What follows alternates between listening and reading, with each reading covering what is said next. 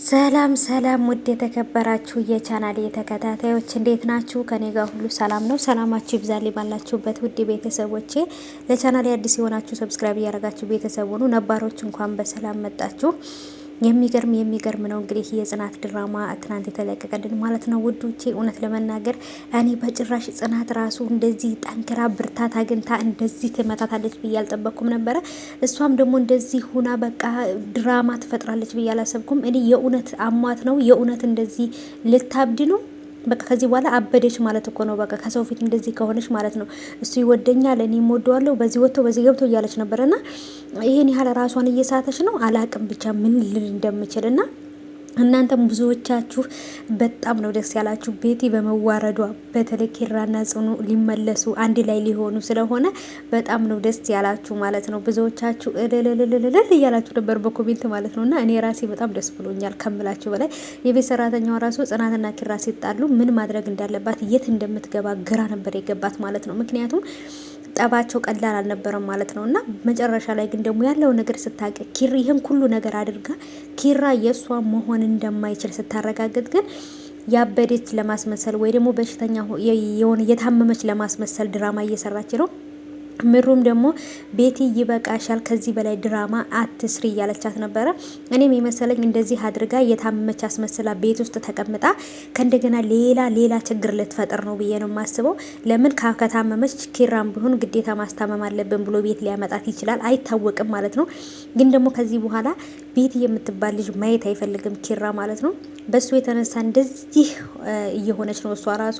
ግን ደግሞ እሷን ማፍቀር በጭራሽ አልቻለም ማለት ነው። ልቡ ውስጥ ያለችው በልቡ የነገሰችው የኛ እንቁዋ ጽናት ናት ማለት ነው። ስለዚህ የሱ የልቡ ንጉስ እሷ ስለሆነች በፍጹም ቤቲ ሊያፈቅራት አይችልም። በነገራችን ላይ ቤቲ የሚፈቀርም ጸባይም ሆነ ምንም እንትን የላትም ማለት ነው። ለሰው ልጅ ያላት ንቀት ሰውን እንዴት እንደምትንቅ ሰውን እንደ ቆሻሻ ነው የምታየው ማለት ነው። እሷ ያለችው ካልሆነ በቀር ወይንም ደግሞ እንድትከበር የምትፈልገው እሷ ብቻ ናት። እና ይሄ ጸባይ ደግሞ ማንኛውም ሰው ጋር አያኖራትም ማለት ነው። እና ብቻ በጣም ደስ ብሎኛል። እኔም ልክ እንደናንተ በስሜቴን የምገልጸው በቪዲዮ በመስራት ነው ማለት ነው። እናንተም በኮሜንት ስሜታችሁን እየገለጻችሁ ነው። ደስ ብሎኛል።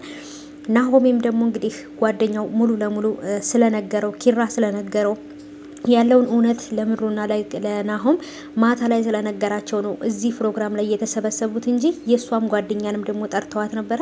ሙሉ ለሙሉ ቤተሰቡ የተሰበሰበው ለቤቲ ቀለበት ሊያደርግላት ቢሆን በጭራሽ አይሰበሰቡም ነበር ማለት ነው። ግን እነሱ ያሰቡት ነገር ስለነበር ወይንም ደግሞ እሱ የነገራቸው ነገር ስለነበር ለዛ ነበረ። ጽናትም ደግሞ በጣም ደስ ብሏታል። ግን ደግሞ ይሄ ሁሉ ነገር በመፈጠሩ ከምላችሁ በላይ የሷ ጓደኞች ራሱ ደስ ብሏቸዋል ቤቲ በመዋረዷ ማለት ነው። ብዙዎቻችን ስንፈልገው የነበረው ነገር ነበር ማለት ነው።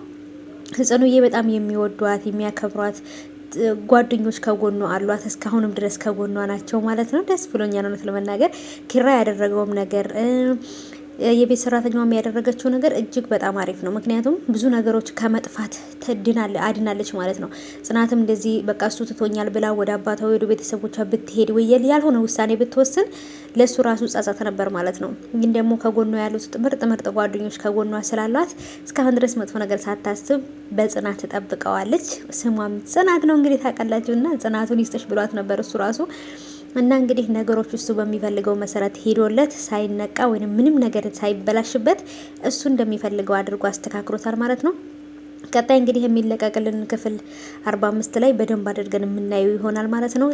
ጽናት ከዚህ በኋላ አምናው ወይንም ደግሞ ይሄን ነገር ትክክል በዚህ ነገር ስለሆነ ይቅርታ ብላው ወይንም ደግሞ ይቅርታ አድርጋለት እሱም ደግሞ ይቅርታ ጠይቆ ይቅርታ ተባብለው አብሮ መኖር አለባቸው ወይንም አብሮ ፍቅራቸውን መቀጠል አለባቸው። ቤቲ ግን አሁን እያበደች ወይንም እየታመመች እያስመሰለች ነው። ይሄን የምታደርገው አሁንም ድጋሚ እዛ ቤት ተቀምጣ ሌላ ድራማ ለመስራት ወይንም ሌላ ረብሻ ሌላ ግርግር ልትፈጥር ትፈልጋለች። እስኪ ቤቲ የእውነት አሟት ነው ወይንስ ደግሞ የእውነት በቃ አይምሮዋን ስታ ነው ወይንስ ድራማ እየሰራች ነው?